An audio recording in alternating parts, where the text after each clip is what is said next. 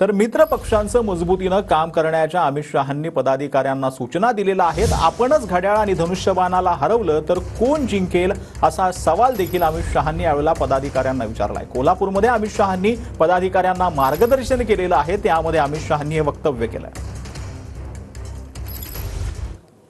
तर अमित शहांनी नक्की काय बोललेले आहेत ते कोल्हापूरमध्ये ते आपण पाहतो आहोत। महाराष्ट्रात लोकसभेत अपेक्षित यश न मिळाल्यानं कार्यकर्ते थोडे उदास झालेत असं अमित शहा यांनी म्हटलंय।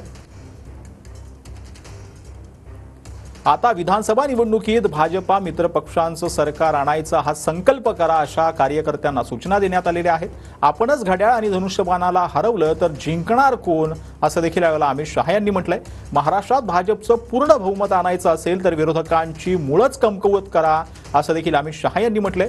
शरद पवार आणि उद्धव ठाकरे यांच्या पक्षाच्या बूथ लेवलच्या कार्यकर्त्यांना भाजपशी जोडा असं देखील अमित शहांनी आवाहन केलेलं आहे।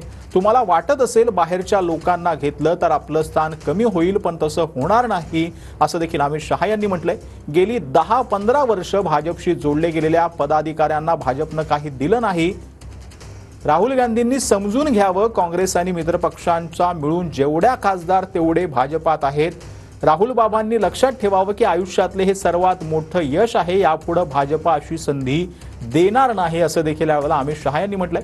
राहुल गांधींनी कितीही विरोध केला तरी आम्ही वक्फ बोर्डाचा कायदा आणणार म्हणजे आणणारच असं देखील यावेळेला अमित शहा यांनी म्हटलंय।